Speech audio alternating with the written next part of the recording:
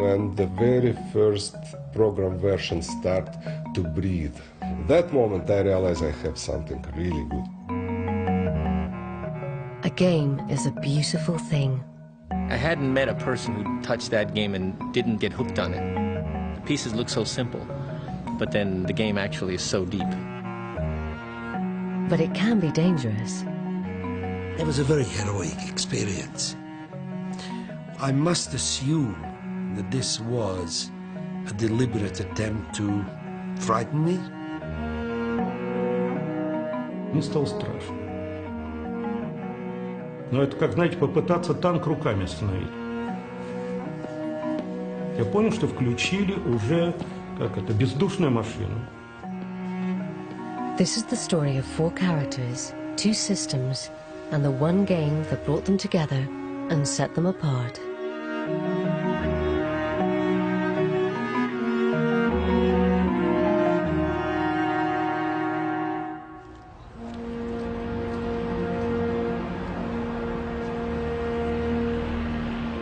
Moscow, January 1985. The Cold War lingered on. Gorbachev was months from power, and the world had yet to hear of perestroika. The economic system was near collapse, and political freedom a distant dream.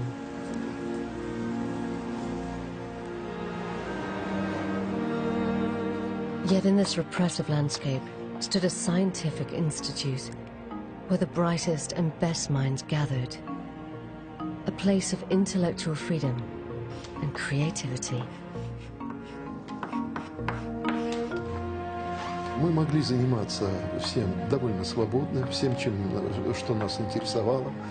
Этим мы отличались от литераторов, филологов. На нас идеологически никто не воздействовал.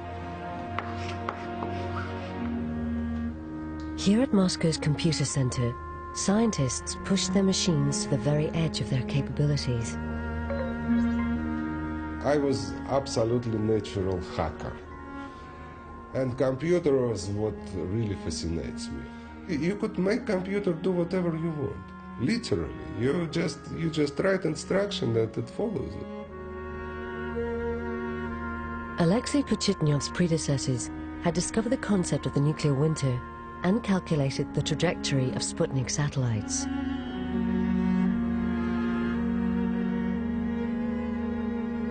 But Alexei's impact on history came in a very different form.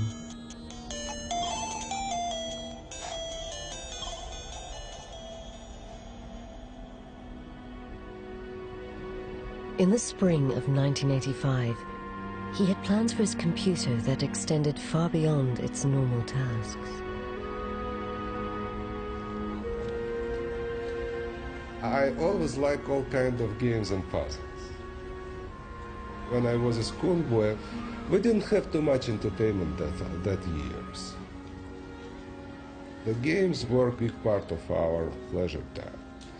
So many people play chess and other games, and we really looked in the store for some kind of board games and spent quite a time on it. That's the very well-known puzzle game called Pentomino. It consists of 12 different shapes made out of 5 squares. And the task is to put all of them in this box like a jigsaw puzzle. And it's a very well-known puzzle, and I love it very much, and I used to be pretty good at it. Let me finish it. Oops, I forget how to do it. There we go. This way, that way.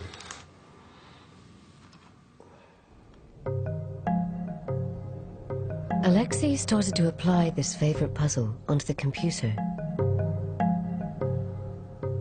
Something began to evolve at his terminal, but it was a painstaking process. Несколько месяцев это была вот какая-то непонятная работа, которую фактически было не видно. Вот. На экране что-то меняется, Леша сопит, Леша ходит, там, курит огромное количество папирос. The 5 square pieces of pentominoes became 4 square pieces that fell towards the bottom of the screen.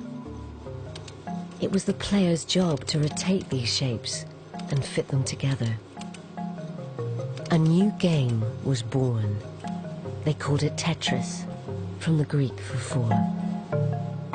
When the very first program version start to breathe, what I call, when the first pieces appear on the screen and become controllable, that was very fascinating. И вдруг, значит, вот он позвал нас с Мишей, говорит: вот, ребят, смотрите, получается вроде бы как вот так. Вот. Да, на экране появился этот знаменитый стакан, вот, в который падали, в общем, какие-то фигурки. Я, честно говоря, сразу даже и не понял. Вот. А Миша тут же стал, значит, давать совет. Было непросто стабилизировать скорость работы Тетриса на том компьютере, на котором он впервые был написан. Значит, здесь была моя помощь в поиске некоторого источника стабильной скорости. Even without sound and only the most basic graphics, this first version seemed to exert an unusual power. I did play a lot with this kind of strange prototype, and I can't stop it myself. Michael Kulagin and other people in my room asking, what are you doing here all the time? And then I let people play, and I realized that it's not myself who is cuckoo and get something wrong in the brain, because everybody who touched this game can't stop playing either. Народ стал собираться, начал играть в Тетрис. То есть было время, когда в Тетрис начал играть практически весь вычислительный центр.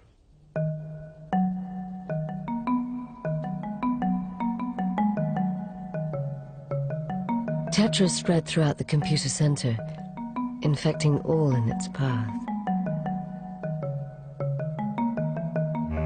Эта игра как-то произвела впечатление, то есть многие наши сотрудники увлеклись этой игрой, часто в ущерб работы.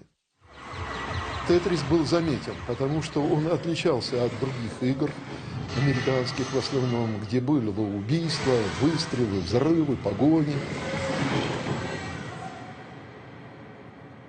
Tetris appeals to another side of the human psyche, one bent on construction rather than destruction. When you play Tetris, you have impression that you build something that has a spirit of constructivity. You have the chaos coming as a random pieces, and your job is to put them in order. But just as you construct the perfect line, it disappears. All that remains is what you failed to complete. Тетрис – это игра с очень сильной отрицательной мотивацией. Вы никогда не видите того, что вы сделали хорошо, а на экране у вас видны только ваши ошибки, и вам всегда их хочется исправить. What kind of get to your eyes all the time is your mistake, is your ugly holes, and that drive you to fix it all the time. The first color version was developed in the summer of 1985, and it was this version that Alexei handed out to friends outside the computer center, who in turn copied it to their friends.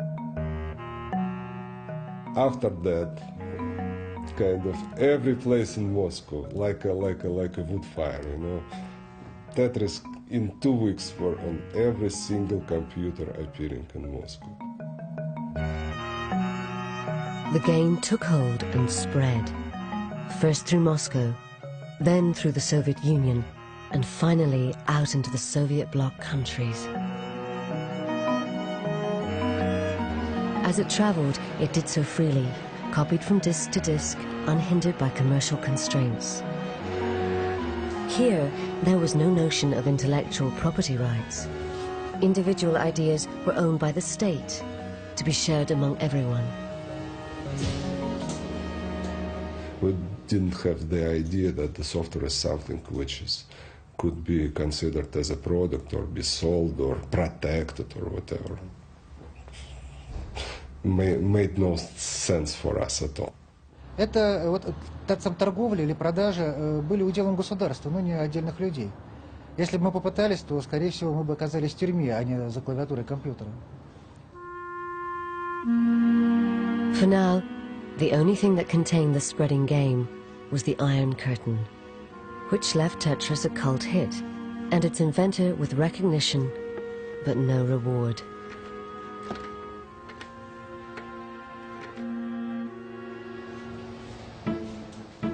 But Tetris was born into a changing world that had opened up a chink in the Iron Curtain.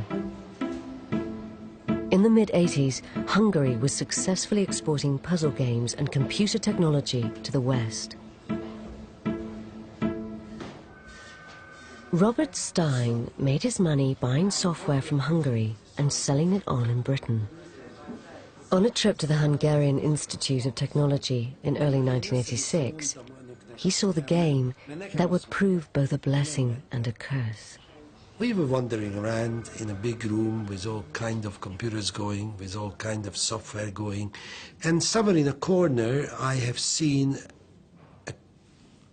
a game which consisted of bricks coming down or some kind of shapes, and was tucked away somewhere in the corner, and I was asking, what is this? Others said, ignore it. So we wandered around, and I kept coming back to that. After some reluctance, the Hungarians revealed that this wasn't actually their game, and supplied Stein with the name of the Moscow Computer Center.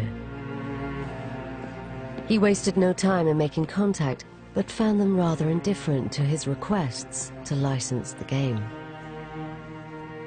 Nobody give a shit about the stuff there, you know, small little game. Everything, computer center were pretty busy with the serious kind of physical differential equation of the entire outspace or nuclear war, you know. Games was something absolutely alien for their nature.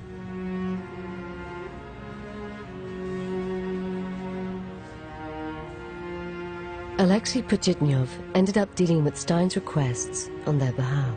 He proposed about something like £10,000 for it as advance payment. I replied him that we are interested in his proposal and ready to continue, kind of talk about this, and he interpreted this facts as an agreement on everything. Casual agreements like this were normal among the gaming fraternity. But this was Russia, and this informal arrangement would soon bring Stein head-to-head with the might of the Soviet state. He set about peddling his newfound acquisition around British game producers. One of his favorites was Mirrorsoft, the software arm of the Maxwell Corporation. In 1986, this was a giant entertainment empire, owning newspapers, magazines, and even top-of-the-league football clubs. If they bought Tetris, Stein would have a real heavyweight player behind the game. I looked at it for a couple of minutes and passed it down to the technical department downstairs. And then a couple of weeks later, I wandered down at lunchtime. They were all in the office playing this game. So I said, well, okay, this is, I better play it myself. So, took it home. It was now only a matter of time before Britain caught the Tetris bug. My wife accuses me of ruining the family Christmas because I found it addictive, but my wife found it addictive, and so did my two young kids.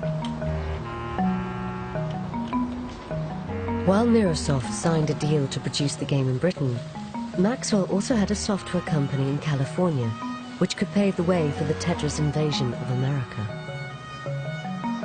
We were over there looking at different game titles that we could publish, market, sell, along with Jim. He said, you're going to like this. So I sat and I played Tetris for a couple of hours, and we went off and got a bite to eat, and everybody else was ready to go home while I wanted to go back to the office, and did, and went back and played another 3 or 4 hours.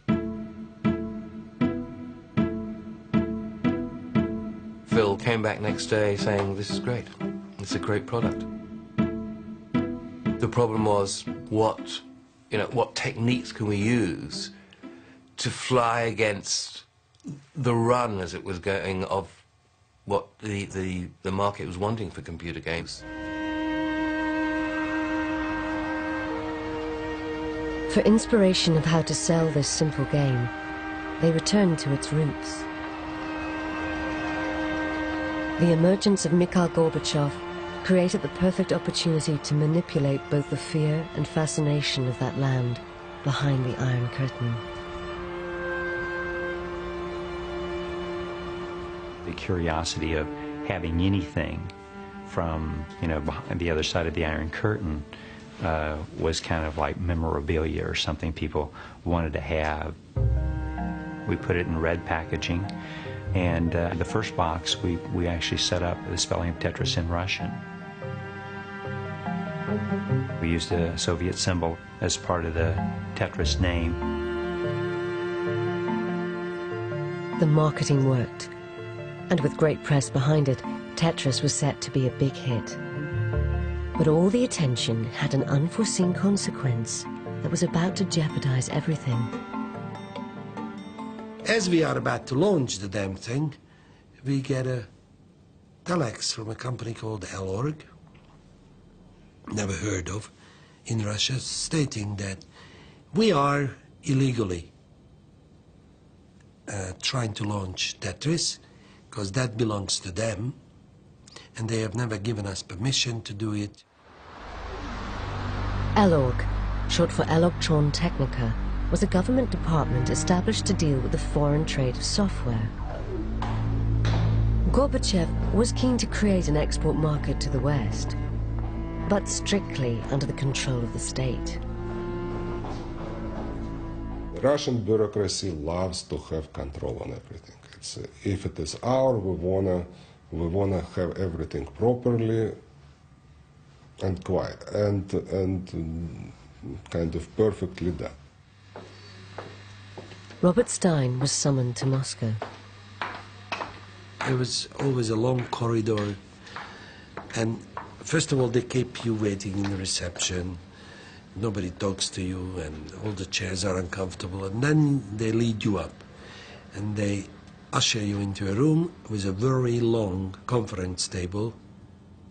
It was like you being questioned in a court, because they shown an absolute distrust of whatever I was saying.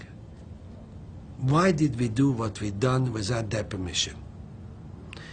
And I tried to explain to them I didn't even know they existed, never mind about their permission. Stein used all his powers of persuasion to get the Russians to sign a contract, and Tetris was cleared for sale. Within weeks, it catapulted into the bestseller lists, and in its first year, sold over 100,000 copies in America alone. But sales were limited to those that owned a personal computer. The real mass market lay elsewhere.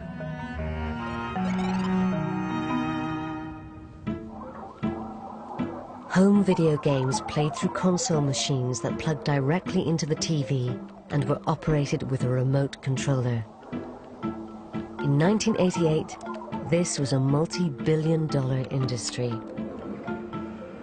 Maxwell's company Mirrorsoft saw an opportunity and approached publisher Atari about creating a home video version of Tetris. They held the rights to the game, as far as I knew at that moment, and they approached me to publish it for game consoles. So I sort of took it to committee at Atari Games, and everybody was crazy about it. The PC version of Tetris was ideally suited to adapting for a video game. Atari struck a deal and set about enhancing its visual appeal. I felt that puzzle pieces should be 3D. So our engineers turned them into 3D sort of shaded things. I thought it looked much more polished and much less sort of PC game-ish. A lot of little things that, just the way they're laid out on the screen made the game more exciting. From a commercial point of view, it was also exciting because the profit potential was enormous.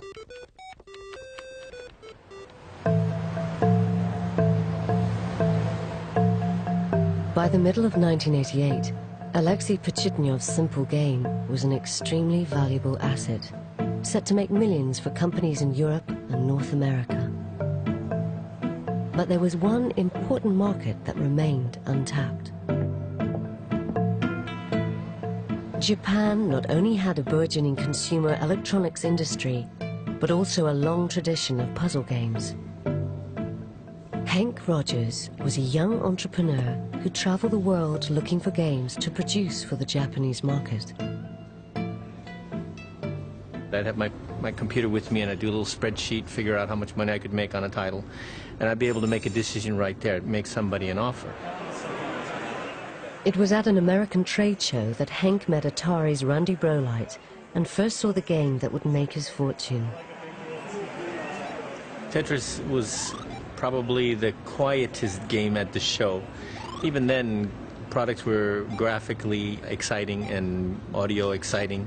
This game had a totally different thing. I wanted to play it not because it was any of those things, but because it struck some basic chord and couldn't stop playing.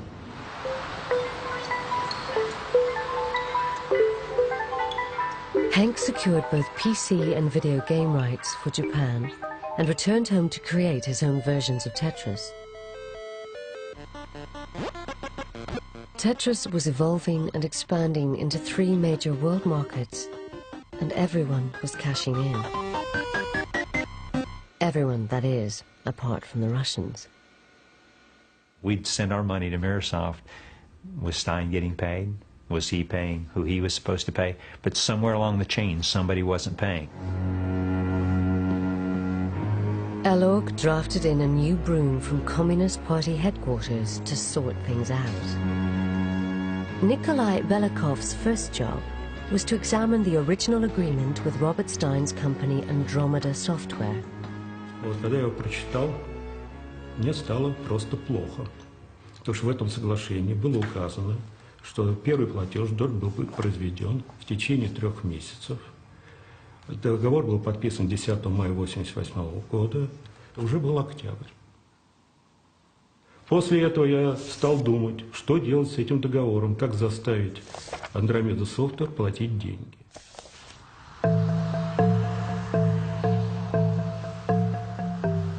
As Belikov pondered this problem, developments on the other side of the world were about to change his fortune.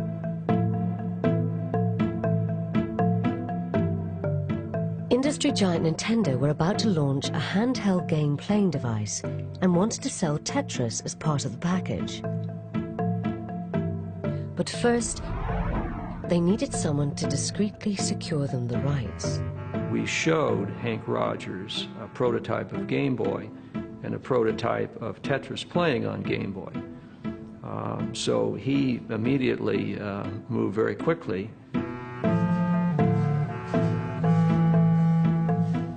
Hank went straight to the top of the chain, to the one man who had been dealing directly with the Russians. I contacted Robert Stein and I said, Robert, you need to represent me to get the rights to Tetris for Game Boy from Russia. And he agreed, and I sent him, I think, $25,000. I'm not surprised. I mean, anybody working with Bactia must... Little did he know that Stein had been discussing the same rights with Microsoft. He was trying to muscle in on something which was spoken for, the Tetris. On the other hand, I wasn't going to be dismissive of him because I seen him as a potential licensee of products which we produce or develop in Hungary. We were exchanging faxes on a weekly basis for, I don't know, 3 months, and then I started getting nervous because it just seemed to be taking so long. And he said he was going to go to Russia, And he kept on saying that, and he wasn't going, so I became really suspicious. Robert Stein's negotiations with the Russians had reached an impasse over the money he owed them.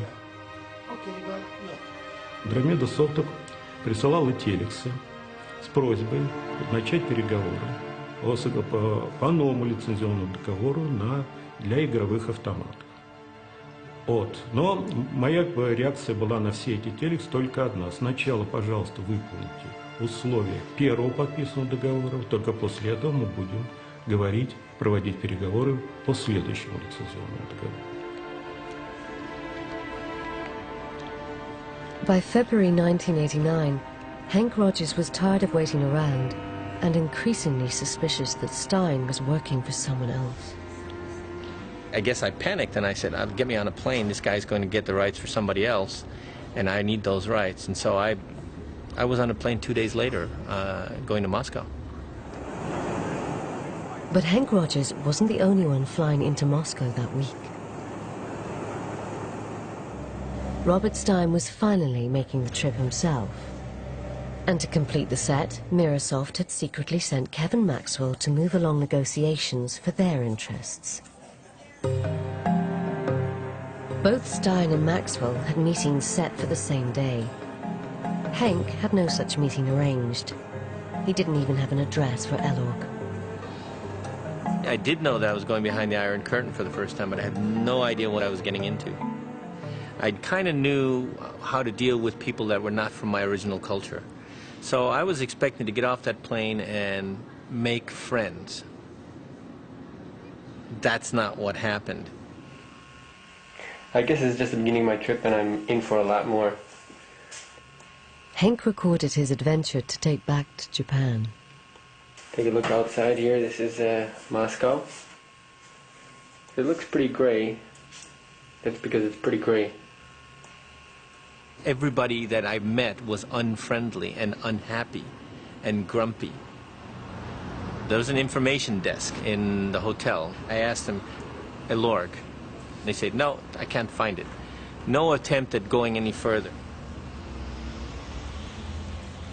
Here I am, waiting for a phone call from Japan, watching video of Hawaii, because the TV doesn't work, the radio doesn't work. I've read everything I could read. Hank spent his first night in the In-Tourist Hotel, overlooking Red Square. Right at the heart of a seemingly impenetrable Soviet state.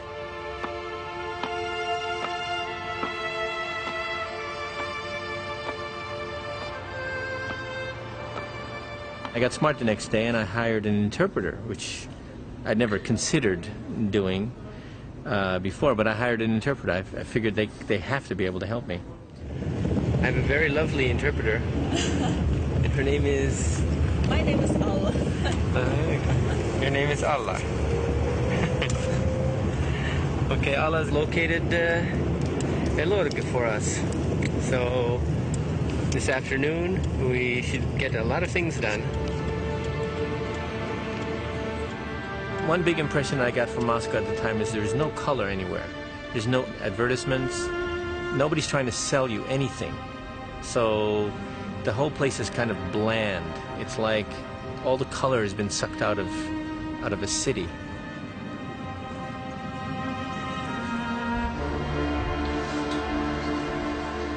«21 февраля раздался звонок из протокольного отдела о том, что ко мне на встречу пришел иностранец из Японии. Значит, его зовут Хэнк Роджерс.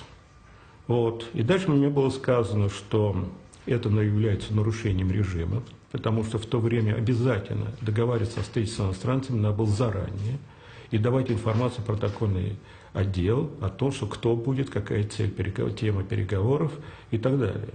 You don't walk into a place like that uninvited. You have to have an invitation, and then your invitation has to be cleared with the KGB. Make sure that you are somebody above board. They do your background check before you ever have a meeting. I just walked in. A meeting was hastily convened for the next day. the same day Belikov was due to meet Maxwell and Stein. The following day would prove crucial for the future of Tetris. All would hinge on the communists' ability to play the capitalists at their own game. Already they understood the capitalist mantra of divide and rule. Все захотели встретиться сразу в один день. Я не понимал до конца, конечно, что за кем стоит, но я понимал, что нельзя допустить, чтобы каждый из трех сторон встретилась друг с другом. The first to arrive at Belikov's office was Hank Rogers, proudly clutching the video game he was producing in Japan.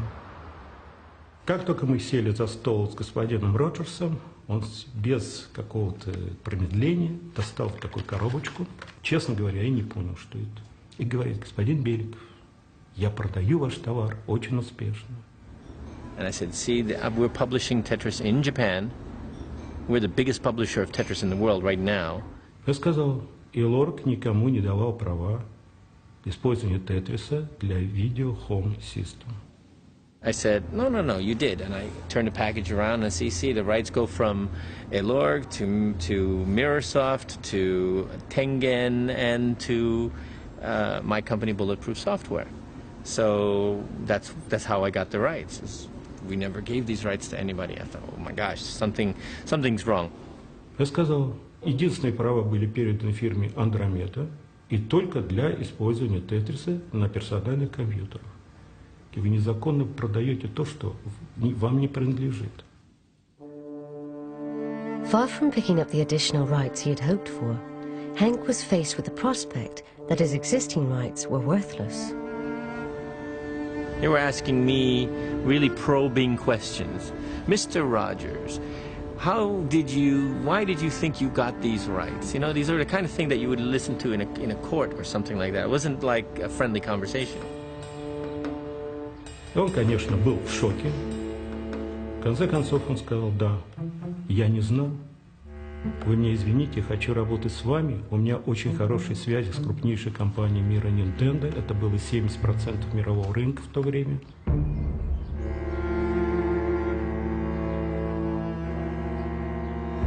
I thought, either I'm going to come out of this with the rights to Tetris or I'm going to be in some gulag. Я в тот момент предложил только одно, чисто бюрократический ход. Господин Роджерс, напишите, пожалуйста, все на бумаге. Он сказал: хорошо.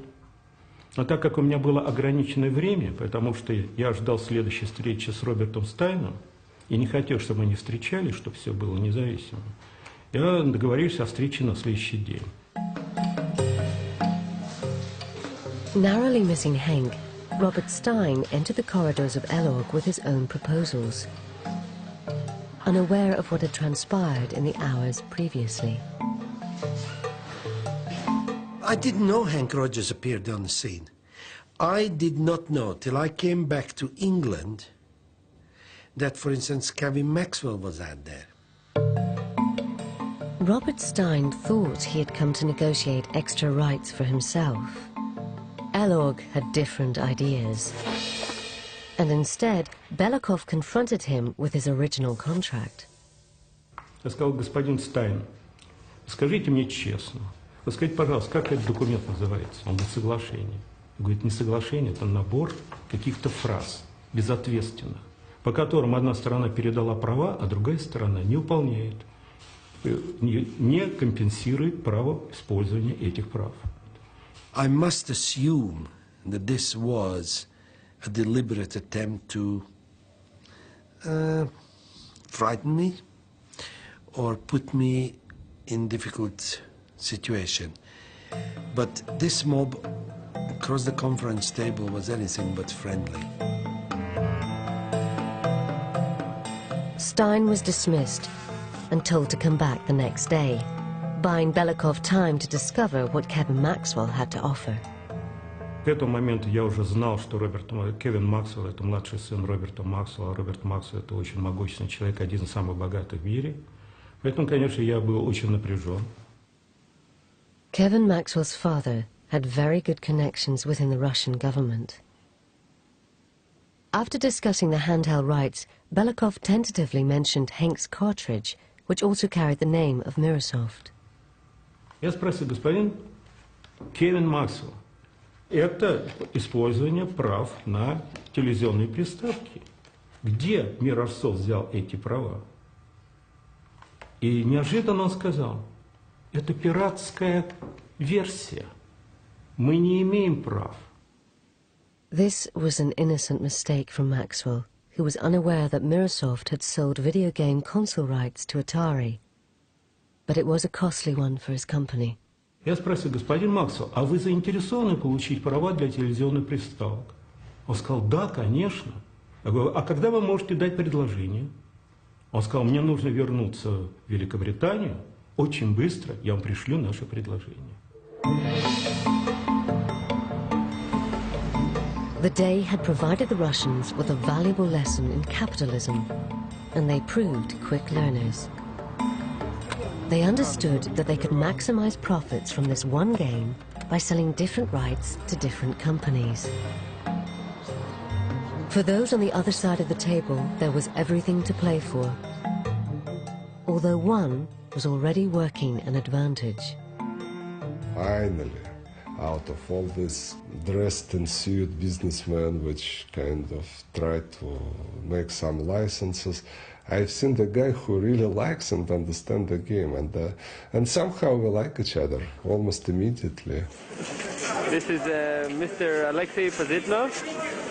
He is the author of Tetris. Play Tetris. Play Tetris. My friends. Okay. I made friends with Alexei immediately. He was the friend that I was looking for in Russia.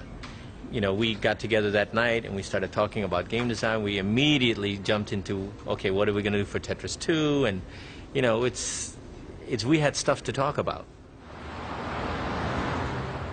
The next morning, Elorg's Nikolai Belikov hatched a plan that would leave no ambiguity as to the rights the Russians had already negotiated away. This hinged on a definition of computer, which he needed to ensure couldn't include products like video game consoles. So, he added a clause to Stein's original contract. Для того, чтобы понимать, что он может что-то начать думать, зачем это нужно, я искусственно увеличил штрафные санкции за каждый день. Я знал, что это нереальные цифры, но мне было нужно, чтобы он сконцентрировал свое внимание на этих цифрах, которые был готов, естественно, уменьшить. Belikov was a son of a bitch. The clause resulted in the exclusion of some of the products where Tetris was on, and I didn't notice it, which I will never forgive myself, so there we go. But they made it so matter of fact. Yeah, we would like you for the sake of bureaucracy. And I agreed, because I was so focused in getting what I wanted, and I forgot about watching what they wanted.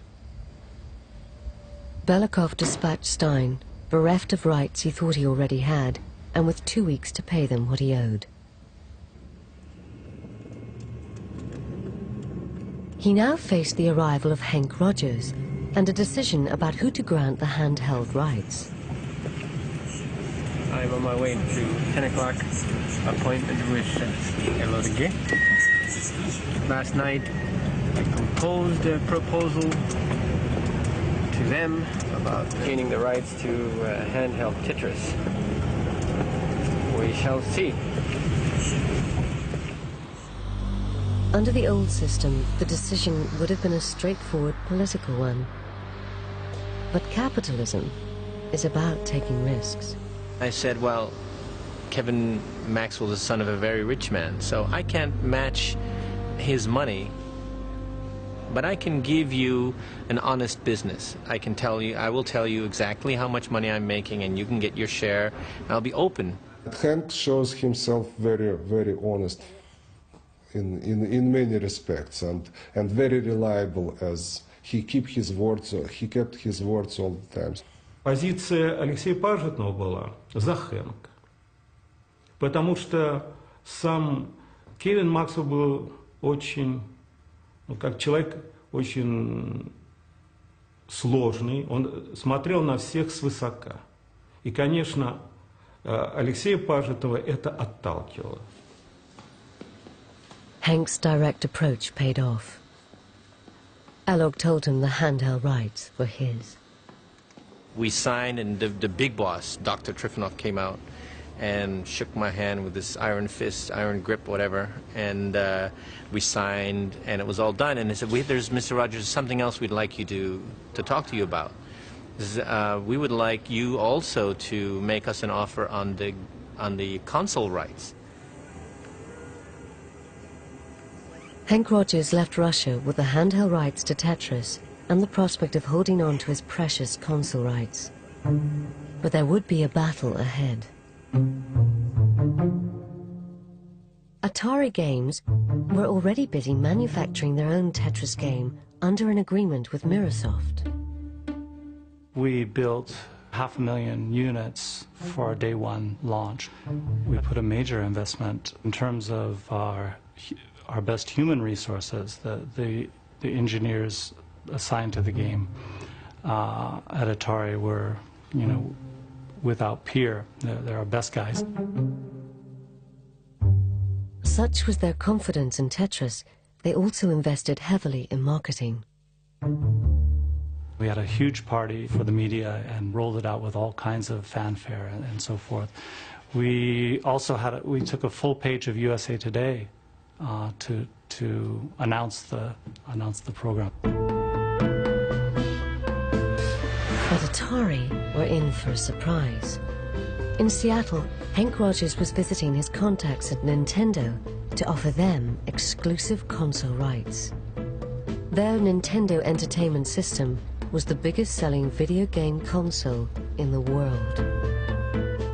As soon as we found out that the home video game rights were available, and at the same time that Hank had cut a deal for the handheld rights, we were absolutely delighted. For Howard Lincoln and Minoru Arakawa, this provided the ideal opportunity to get back at arch-rivals Atari. They said, we will help you, so go back, and if you think you've got it in the bag, call us, we'll come and we'll clinch the deal. Atari were not the only complication. In Britain, Robert Maxwell found out that his son had lost out on the handheld rights. He was furious and began contacting senior ministers within the Kremlin. Он обвинил меня в том, что я своими неправильными действиями взорвал торгово-экономические отношения между СССР и Великобританией. The Kremlin began to exert pressure on Belikov, and his position was under threat. Hank sensed it was imperative he get his deal signed with Elog as soon as possible. I went back to Moscow, and I asked the Russians, would it clinch the deal if I brought Mr. Arakawa and Mr. Lincoln? Absolutely. Nintendo needed to move quickly and quietly. They had to avoid alerting either Maxwell or Atari, who were about to have the video game console rights snatched from under their noses. We told all of our employees that we were going to Japan, and I think only one employee at Nintendo of America was aware of where we were actually going. In Moscow, they signed a deal worth $500,000 in guaranteed royalties and 50 cents on every cartridge. Over 30 times what Stein had first offered the Russians, but a fraction of what the game was worth to Nintendo.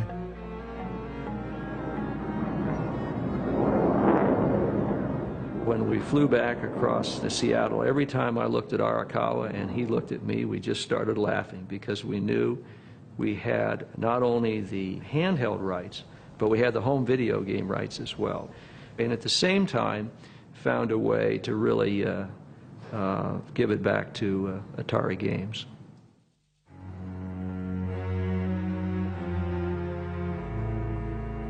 Back in Moscow, the pressure was piling onto Belikov. 23 марта я получил этот телекс. Длинный такой. У нас факса в то время еще не было. Этот телекс был послан Кевину Максу, в котором он сообщил, что вопрос, что я совершил ряд ошибок, что вопрос поднят будет во время предстоящего визита в Лондон президента Горбачева. Здесь шли угроза от угрозы. То есть это уже был не бизнес. It was two very, very powerful sides or organization fight for my small game. We got in a very sharp and hot place. Потом был звонок от человека, который занимался подготовкой визита Горбачева, который настоятельно предложил мне немедленно лететь в Лондон, стать на колени перед Робертом Максом и умолять его ни слова не говорить Горбачеву, потому что иначе, если он скажет хоть одно слово, меня просто больше не будет. Это были дословные слова.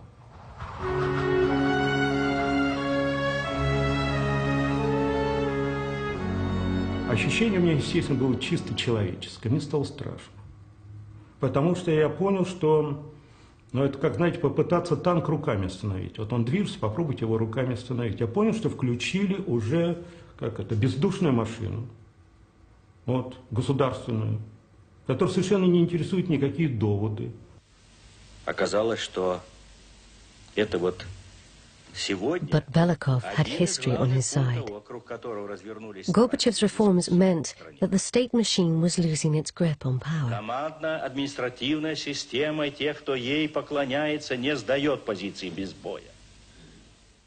Я, конечно, понимаю, что здесь повезло мне, что это был 89-й год. Если бы это было бы, как я понял, 88-й год, история была бы другая. Я уверен в этом.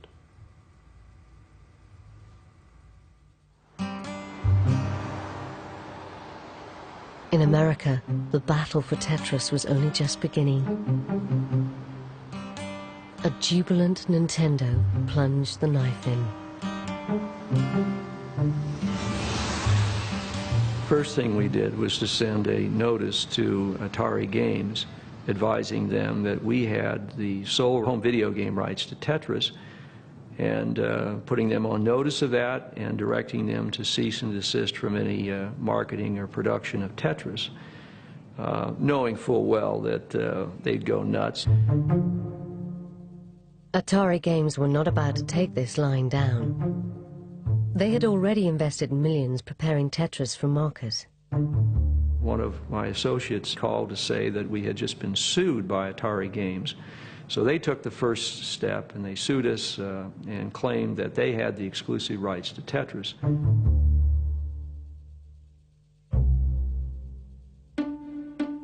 All of our experts, our legal counsel, were all saying full speed ahead, damn the torpedoes. There's no inkling that we were wrong.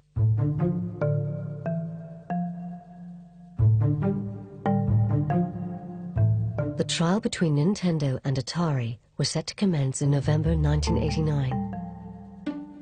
Nintendo had prepared Elorg's Nikolai Belikov as their key witness. Перед моим отъездом меня пригласили в Государственный комитет по вычислительной технике и информатике. И сказали, если вы проиграете суд, то будет создана специальная комиссия, который рассмотрит вопрос один. Сколько миллионов американских долларов потеряло советское государство от ваших непродуманных действий? Belikov joined Hank Rogers in San Francisco, where they waited to testify. Both had a lot resting on the outcome.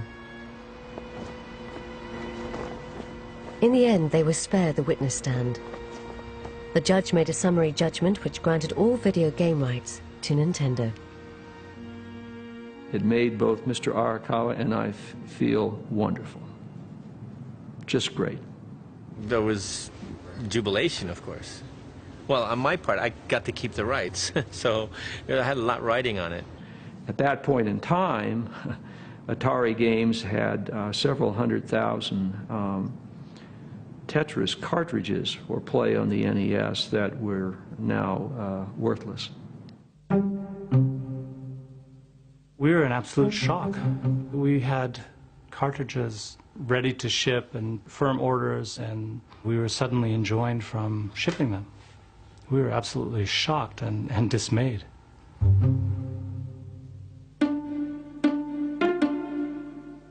Хэнк сказал: Николай, мы победили, поедемте, я вам покажу Сан-Франциско.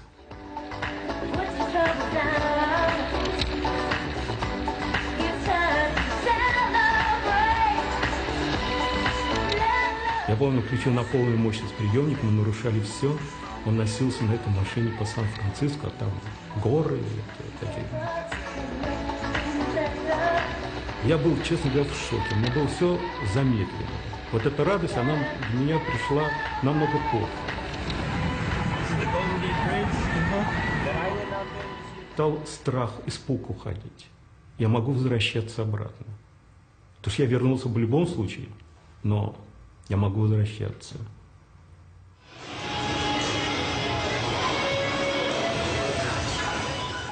The real winners were Nintendo.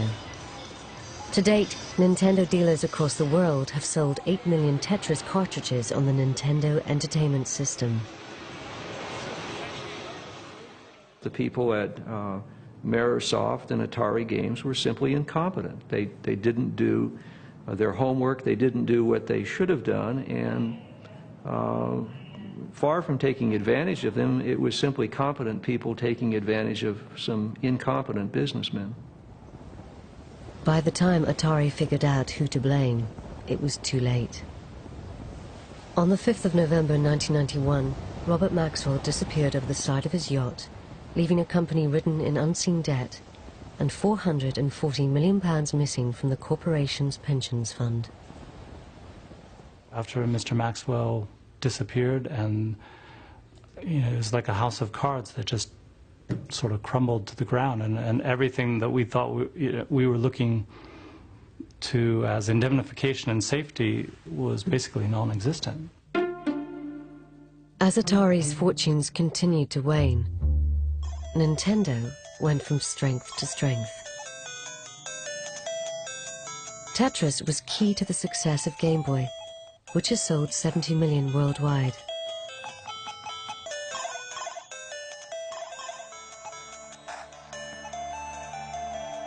But despite all that happened to his game, as the 80s drew to a close, Alexei Pajitnov had yet to receive anything from Tetris. He was still working at the computer center. К сожалению, владельцем программы, в то время это был Советский Союз, еще раз подчеркиваю, в общем, был вычислительный центр, поэтому особых доходов с этой работы Леша и не рассчитывал получить. Даже вот Пажитному заплатить хорошую премию мы были не в состоянии. Эти цифры надо было согласовывать с руководством, с президиумом Академии наук. But the fame that Tetris had brought Alexei meant that he could aspire to life beyond the computer center. After the Tetris success, I don't want to be very much involved in pure scientific stuff. I realized that games might be a very big part of my activity as well.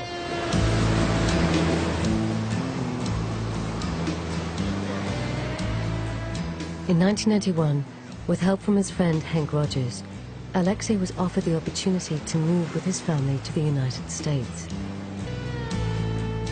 Here lay the promise of taking control of his own destiny and that of the games he developed. His wife had been to the States before.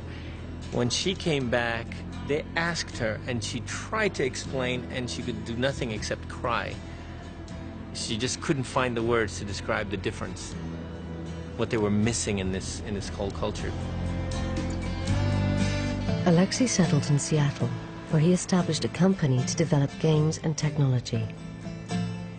But his American dream was not all he had hoped for. Basically, I need to make money to support my family. I wasn't that rich to just sit there and do nothing. So I could say that first couple years were very challenging in the United States. In 1996, Alexei gave up working for himself and joined that great American institution, Microsoft, where he now has a staff job. They hired me just to make games.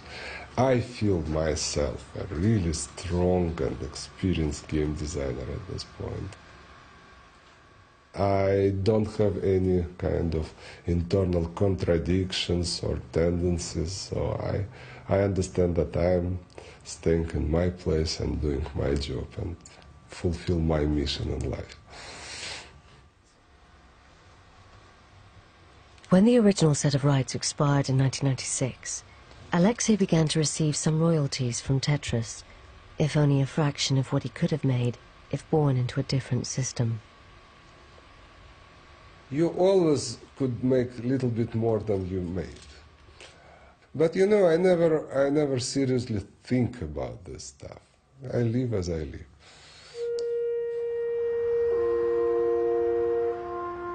Alexei regularly returns to Moscow and thinks about moving back for good.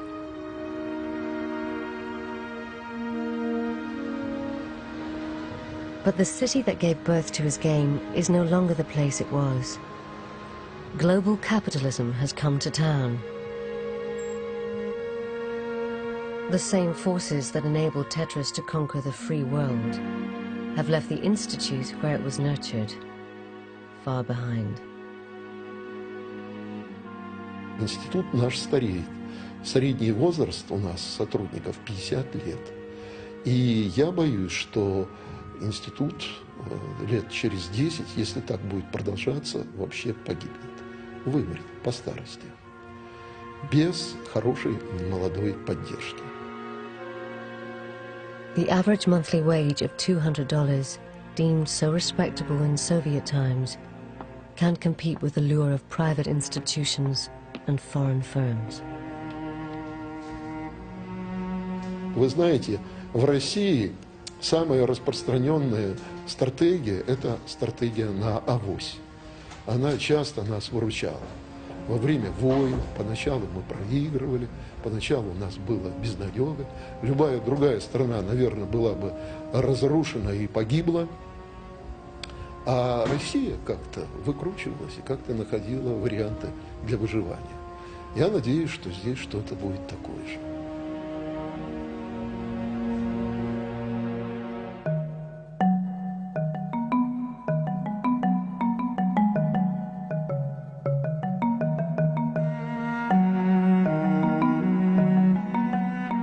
Now, Tetris is set to conquer the world once again. This time, on the mobile phone.